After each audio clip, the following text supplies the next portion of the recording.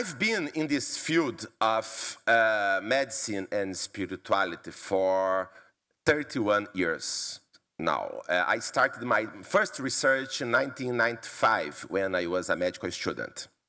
And I've seen enough the point of to be able to be eyewitnesses, to be eyewitness of a huge change in the field globally.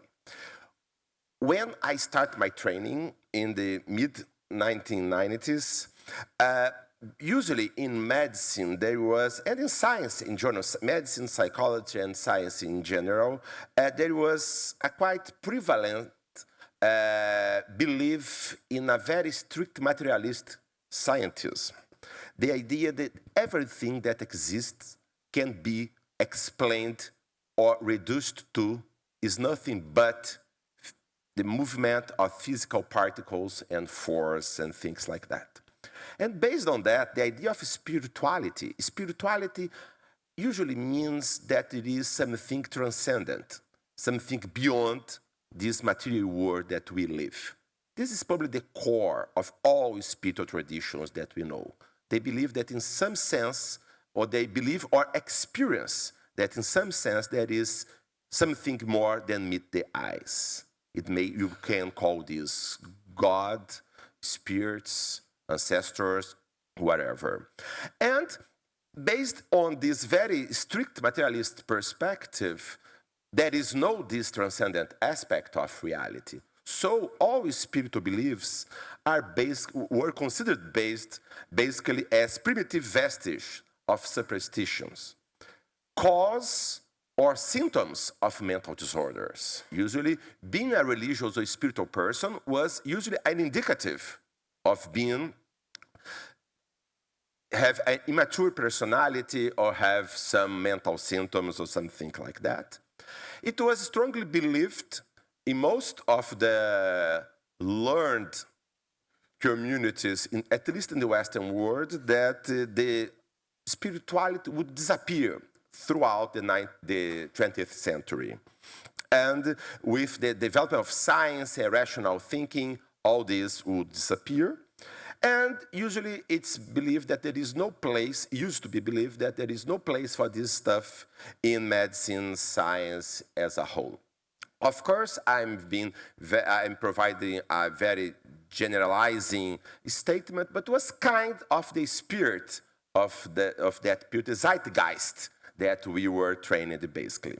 However, nowadays, we are after the first quarter of 21st century, we know that religion and spirituality persists as very prevalent in the contemporary world. Just to give an example, the more recent surveys shows that 3/4 of the whole population, the world's population, has some religious affiliation. And even in those 1/4 that has no religious affiliation, by large, most has some spiritual beliefs, spiritual practices, or something like that. Just to give an example, a recent survey from Pew Research Center involved 36 different countries around the globe, in all continents. They were not able to find any country in which more than 30% of the general population does not accept some sort of transcendent beliefs, like God, life after death, or there is something in the nature beyond matter. Just to give an example, in France, only 16% of people endorse this non-transcendent worldview of reality. In Canada, 14%. In the US, 8%. In Brazil, 1%. So this is one point. First, it's not true that the contemporary world denies the transcendent. And there is also another very interesting aspect. In this international survey, there was no correlation between educational level and belief in the transcendent. Another very important aspect is now the literally thousands of empirical studies investigating the impact of spirituality and health. So, for example, the Handbook of Religion and Health edited by Herr de Koning, John Petit, who is here, and Tyler Van der Wiel from Harvard, the third edition. They revised, they made a wonderful systematic review in the third edition that just came out at Oxford University Press, revising thousands of empirical studies showing with no doubts about the importance of the prevalence and the impact, usually positive, but also maybe negative, of spirituality and religiosity on health. So we cannot deny this. So it's interesting because in the beginning it was believed that it was unethical and unscientific to approach spirituality. Nowadays, the game has changed. There is a complete plot twist. Nowadays, it's unethical, it's unscientific not address these issues because it's so prevalent and because the impact of this on spirituality. And based on this, nowadays, spirituality and religion is now part of mainstream medicine and psychology. The major organizations and even scientific meetings include these topics in their programs, in their publications, and things like that. There are position statements on spirituality, like the American Psychiatric Association, the World Psychiatric Association, the American Medical Association, I think last year, has just published a statement also about the importance of spirituality in clinical practice. So this is where we are.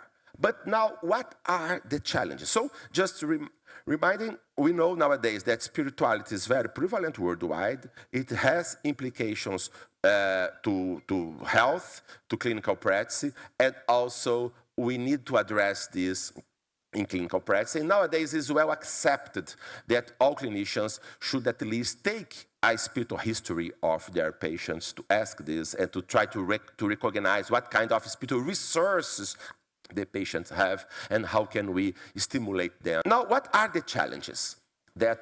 What we need to do now, in my perspective, and of course discussing with many colleagues, and these are some topics that I'd like to share with you and to help us to think how can we develop this. First is to spread the knowledge. Most people nowadays, even in their scientific training or in their professional training in medical schools, in psychology schools, in their PhDs, they are not aware of this huge amount of knowledge, scientific knowledge that exists in this field. Okay? The second point, we need to include this in the professional training and also in clinical medical education, on continuous medical or other professional education. So we need to establish curriculum to help to integrate this in the official training of new professionals, and also how can we integrate this in continuous professional education for those who had already been formed. This is one major challenge. And the experience provided by David Rosmarin with his Spirit program, how can we integrate this, and they are training around the globe how to train clinicians to address spirituality in patients. Is a very inspiring initiative. We need more studies on curriculum implementation and development, perhaps have some basic, a standard curriculum that could be flexible enough to be adapted in different countries. We need to understand better the mechanisms of impact of spirituality on health. Last year, JAMA Psychiatry published a meta-analysis about social determinants of suicide. The strongest protective factor of suicide was religious involvement.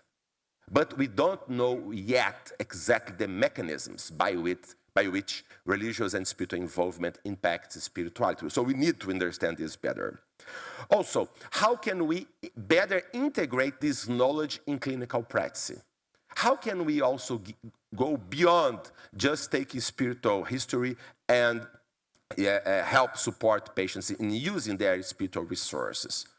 We need to have ethical discussions about what we can do. We're not trespassing ethical barriers. And also, we need more research on this kind of investigations. And also, we need to study more spiritual experiences.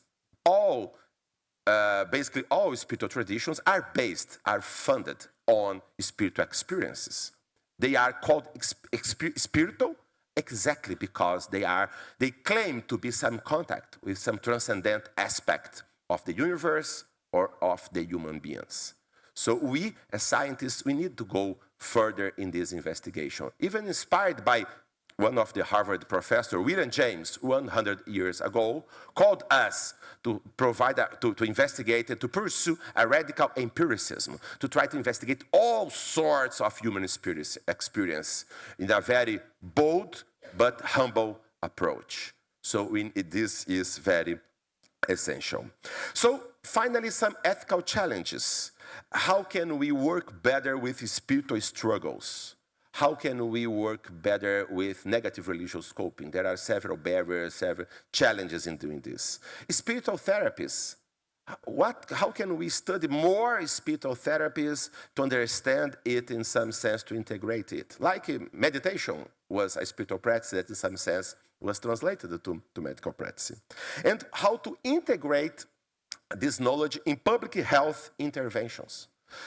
Two of the major mental health issues that we have nowadays, suicide and drug use, substance use and abuse. These two major mental health challenges that we have worldwide, spirituality is one of the most powerful protective factors. So how can we integrate this in our approach? Of course, respecting ethical barriers. So we cannot then avoid anymore this kind of discussion.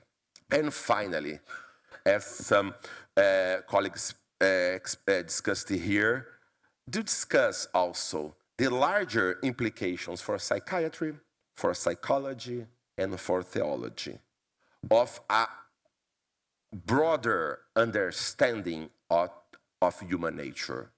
Perhaps we are more than just a bunch of atoms, neurons, or something like that. What is the actual implication for our worldviews, for our ethics, for our understanding of human being, and for our human life? Thank you very much.